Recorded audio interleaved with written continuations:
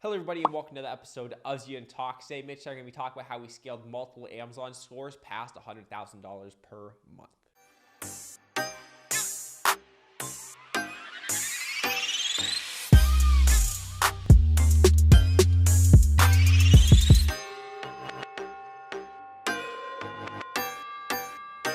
So before Mitch and I get into the real nitty gritty of all the different secrets we use when scaling Amazon stores past $100,000 per month, we first want to really talk about the business model. So I'm sure a lot of you guys have been on the Amazon marketplace. Most of you guys out there probably buy most of the goods in your home on Amazon. But essentially all we're doing is we're finding goods that are in demand and branded on Amazon with a low BSR or best sellers ranking. And we're finding these products, and we're also finding these products from suppliers, and then we're making wholesale accounts. Now I'm sure a lot of you guys out there have heard the phrase buy low, sell high.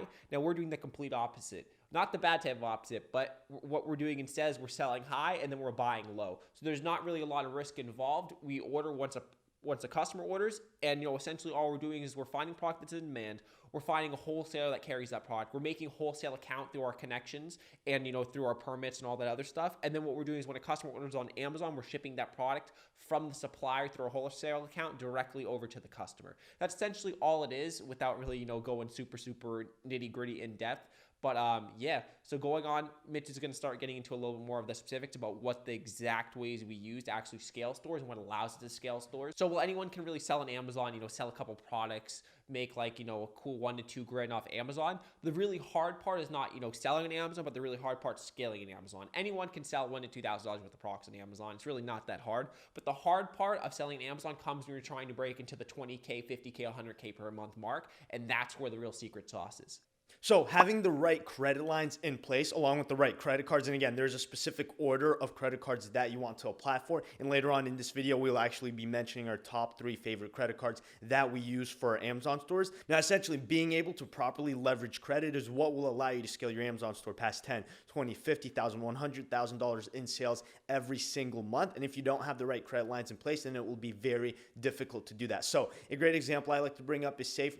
In 1 month, you get $50,000 in sales on a store. But then out of that $50,000 in sales, $25,000 of that is used towards expenses such as buying inventory. Now, with $25,000 accumulated in expenses, say for example, you only have $15,000 in your bank account liquid, then how in the world would you get the other $10,000 to cover for that? But not just that, you don't want to use 100% of your liquidity to fulfill orders. And that is why we use credit, because not only is it safe to use credit, and again, a lot of people say don't use credit, just use cash. Credit is a liability. You can miss a payment and it will mess up your score. You won't be able to get loans and all that sort of stuff. We disagree. And at the end of the day, be responsible. If you buy something, paid off. And with Amazon, because we're using a sell high, buy low business model, we're not buying any inventory until a customer buys it from us first, which is why it makes safe to use credit. And it's also safe to use credit because we already got the order. Now, not only will credit help you within your Amazon business, because again, it will help you maximize your profits.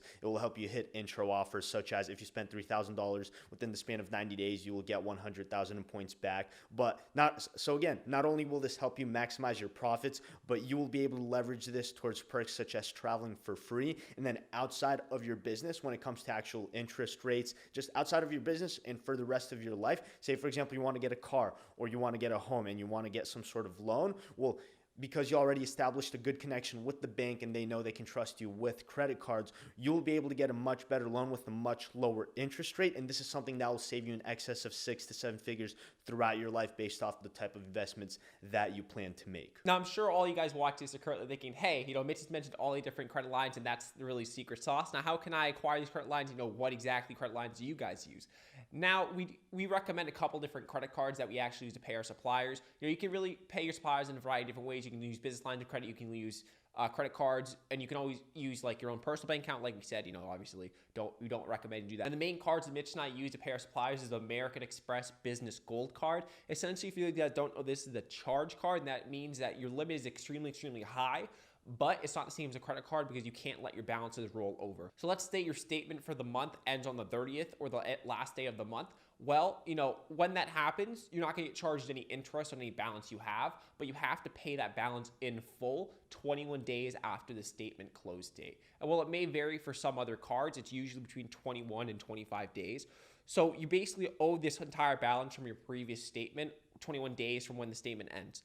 Now, Now, you may be wondering, what's the pros of this card? Well, the thing is, Amazon on average takes 14 days to pay you out, assuming you have no customer issues, anything like that. Amazon on average takes you 14 days to pay you out from when you get a sale. So let's say you sell a product for $100. You're not going to have access to that $100 for 2 weeks. And the reason they do this is because they want to make sure that they have, an escrow account in case your customer has any issues, because their number one priority is customer service. So let's say you sell a product for $100. Amazon holds it for 2 weeks.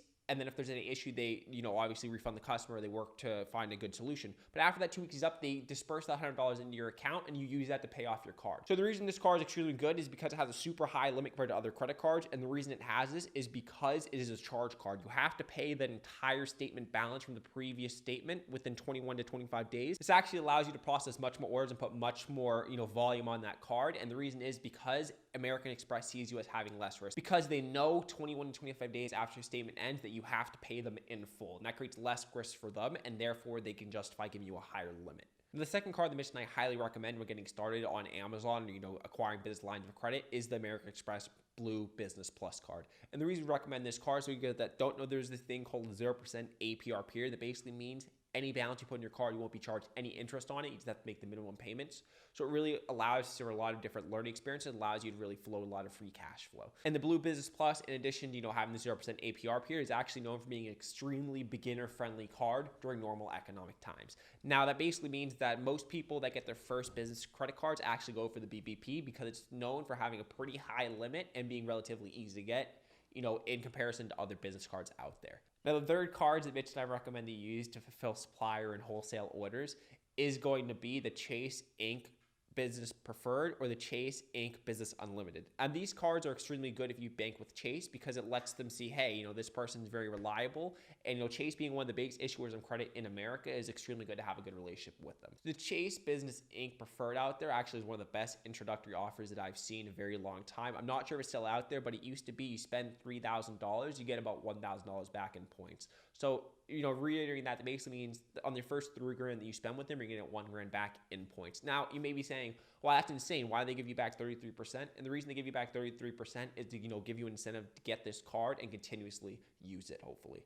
And, lastly, we also recommend the Chase Inc. Unlimited because that card also has 0% APR period, and it just really allows for a lot of free cash flow as I stated with the BBP. It's also seen kind of as the American Express BBP because it's seen as, an introductory card and like an introduction to the Chase business ecosystem. But now, assuming you guys follow our advice, a couple months, maybe even a year plus after getting all these credit cards and building up a really strong credit profile with business institutions and building up your personal profile, Mitch and I actually recommend also going out there and getting some business lines of credit as well.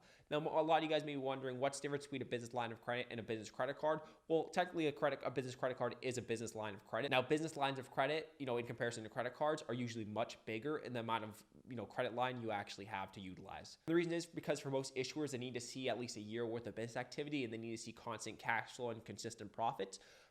But once they see this and they see that, hey, this person's, a responsible borrower and I can really lend to them, business lines of credit can actually be huge. It's not uncommon to see business lines of credit of, 10, 20, 30, even 50 plus $1,000. And the reason you really want to go out and get this because it also helps, free up your cash flow. For instance, a lot of credit cards won't give you more than 15, 20, 25, even $30,000. But a business line of credit is really seen as a, hey, this person's really reliable, we have information on them, we can give you an even bigger line. A lot of the times, their APR is extremely, extremely low, assuming that, hey, I don't have an intro APR period on this business credit card that I use to fulfill orders. So for those of you guys out there, we highly recommend getting those business credit cards that I mentioned earlier, and then eventually, transitioning, getting a couple B-locks just on the side to have for also processing large order volumes. So what should you do now? So this relates more to people with zero credit, and if you already have a good credit history, you already have certain credit cards, well then really pay attention to what Emiliano just discussed in the previous part of this video because you should really look into those cards / getting a B-lock. Now, if you have zero credit history, the first thing that I would suggest that you do is get a secured card. And essentially what this does is because if you have no credit history or no previous credit cards, it will be very difficult for a company to approve you because they don't trust you, that you don't have any history, you haven't proven yourself. So what you will do is apply for a secured card. And I strongly suggest going with Discover because Discover was my very first credit card. So again, I would strongly suggest going with Discover. And essentially what would happen is say you get approved for a $300 line, which again, it's minuscule, which is completely fine because this is your first credit card. card. And once you get approved for that line,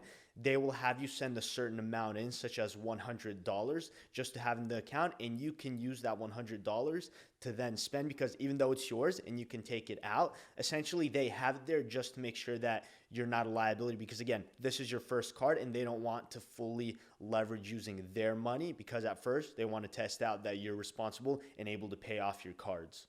So once you've had your secured card for 1 to 2 months and credit companies trust you more, then you can go ahead and apply for a more advanced personal card. Now, once that has accumulated and banks trust you already with their credit cards, go ahead and open up a business, because personal credit cards and business credit cards are completely different, and we will always choose business credit cards simply because they give you much bigger lines and they have much better intro offers and cashback. Now, once you open up a business or register a business, go ahead and open up a business bank account, and because when you have a business bank account, it really increases your chances of getting approved for a business credit card, because again, you have a business bank account, so it makes more sense for them to approve you for a business credit card. So when it comes to setting up a business bank account, do this based off who you personally bank with. So say, for example, you bank with Bank of America and you have a personal bank account with them, go ahead and set up a business bank account with Bank of America, because that will probably increase your chances of getting approved for a business bank account or credit card with Bank of America, because again, you already have a personal account with them. But if you haven't already, what we would strongly suggest you do, even if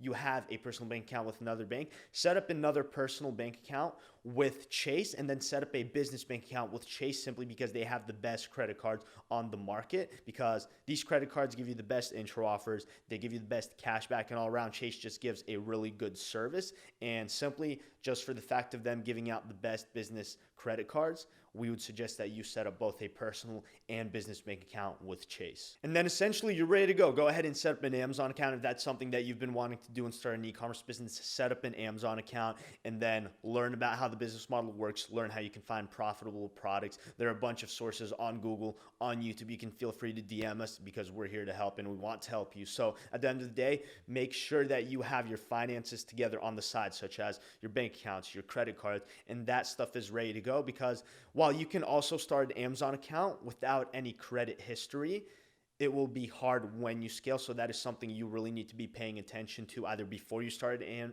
Amazon account or while you're continuing to grow your Amazon account. So yeah, guys, we hope you got value out of this video. If you did, go ahead and smash the like button, subscribe, leave a comment below of what you thought about this video. Again, our Instagrams are in the description below. If you have any questions, want to connect or network with us, feel free to shoot us a DM. And yeah, we hope you guys enjoyed this video, and we'll see you guys in the next one. Adios.